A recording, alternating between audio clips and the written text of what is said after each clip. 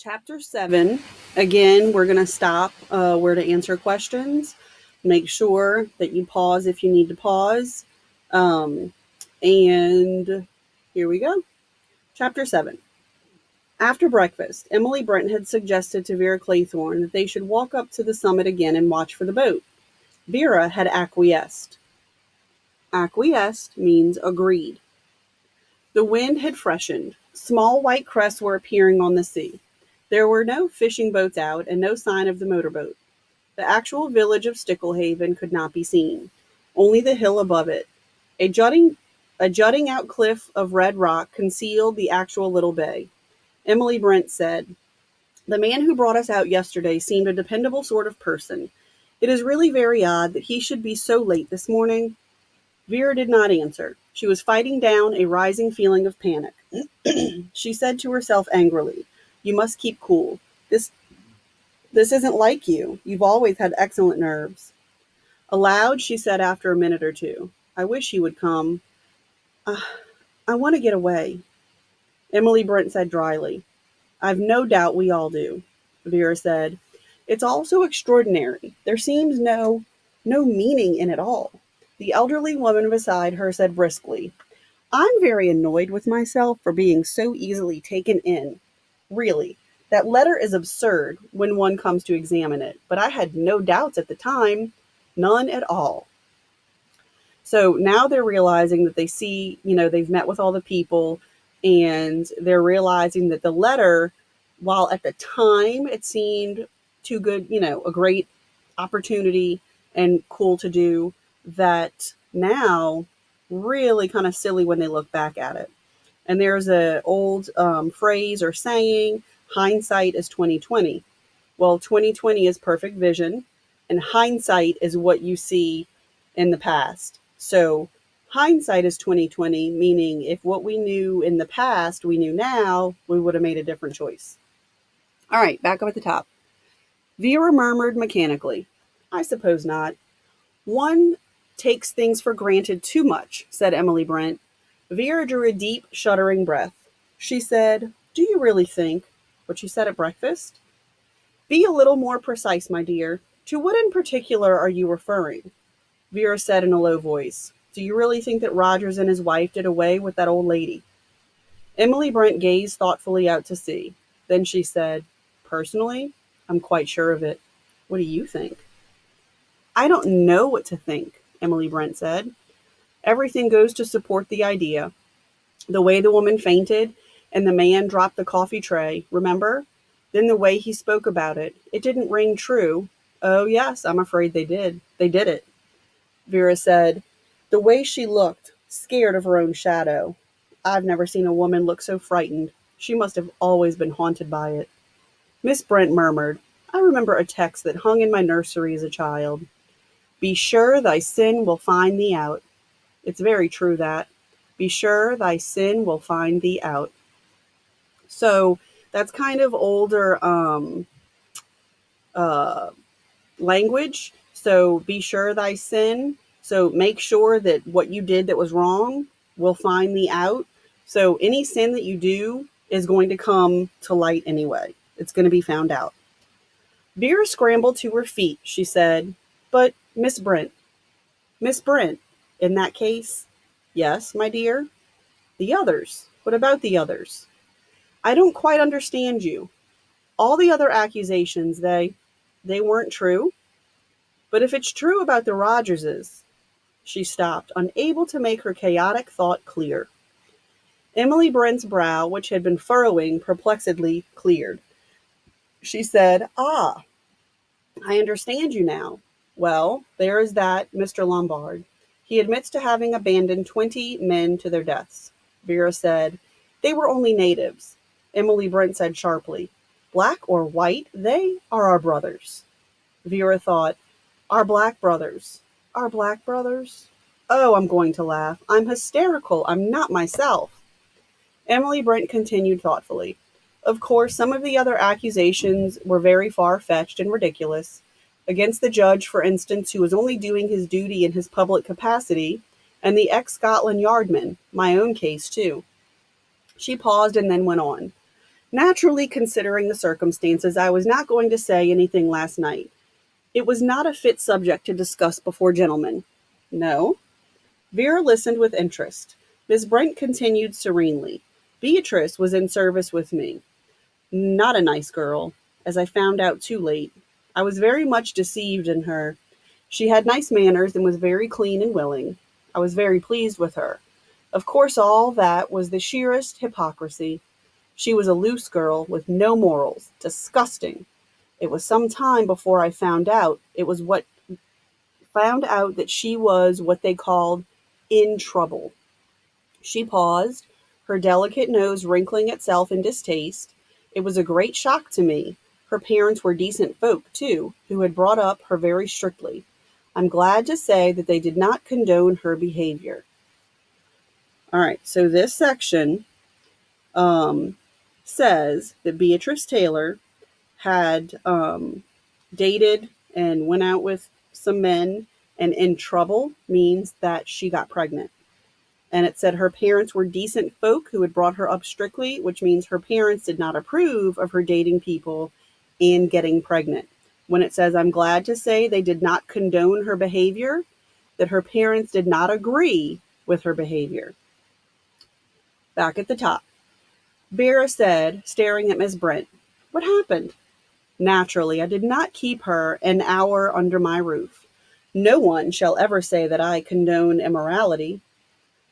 So, condone means that agree with or accept, and immorality is immoral. Moral means doing things what you believe is right. So, she said that she did not think that it would be appropriate to keep Beatrice under her house because she didn't agree that being pregnant was the right thing to do either. Vera said in a lower voice, what happened to her? Miss Brent said, the abandoned creature, not content with having one sin on her conscience, committed a still graver sin. She took her own life. Vera whispered, horror-struck. She killed herself? Yes, she threw herself into the river. Vera shivered. She stared at the calm, delicate profile of Miss Brent. She said, what did you feel like when you knew she'd done that? Weren't you sorry? Didn't you blame yourself? Emily Brent drew herself up. I had nothing to which to reproach myself, Vera said, but if your hardness drove her to it. Emily Brent said sharply, her own action, her own sin, that was what drove her to it. If she had behaved like a decent, modest young woman, none of this would have happened. She turned her face to Vera. There was no self-reproach, no uneasiness in those eyes. They were hard and self-righteous. Emily Brent sat on the summit of Soldier Island, encased in her own armor of virtue. The little elderly spinster was no longer slightly ridiculous to Vera. Suddenly, she was terrible. Stop to answer questions 1. Question 1 has all 3 questions. You should now have enough information to answer all 3 parts. So, Emily was accused of killing Beatrice. Emily does not think that her hardness or her reaction to Beatrice should be a sin. But it turns out that how horrible she was to Beatrice drove Beatrice to kill herself. Number 2. Dr. Armstrong came out of the dining room and once more came out on the terrace. The judge was sitting in a chair now, gazing placidly out to sea. Lombard and Bloor were over to the left, smoking but not talking. As before, the doctor hesitated for a moment. His eye rested speculatively on Mr. Justice Wargrave. He wanted to consult with someone. He was conscious of the judge's acute logical brain, but nevertheless he wavered. Mr. Justice Wargrave might have a good brain, but he was an elderly man. At this juncture, Armstrong felt what was needed was a man of action. He made up his mind. Lombard, can I speak to you for a minute? Philip started. Of course. The 2 men left the terrace. They strolled down the slope towards the water. When they were out of earshot, Armstrong said, I want a consultation. Lombard's eyebrows went up. He said, "My dear fellow, I've no medical knowledge." "No?" "No, as I mean to the general situation." "Oh, that's different." Armstrong said, "Frankly, what do you think of the position?" Lombard reflected a minute. Then he said, "It's rather suggestive, isn't it? What are your ideas on the subject of that woman? Do you accept Bloor's theory?" Philip puffed smoke into the air. He said, "It's perfectly feasible, taken alone." "Exactly." Armstrong's tone sounded relieved. Philip Lombard was no fool. The latter went on. "That is, accepting the premise that Mr. and Mrs. Rogers have successfully got away with murder in their time, and I don't see why they shouldn't. What do you think they did exactly? Poison the old lady?"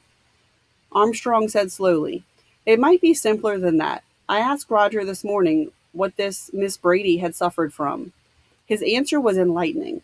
I don't need to go into medical details, but in a certain form of cardiac trouble, amyl nitrite is used.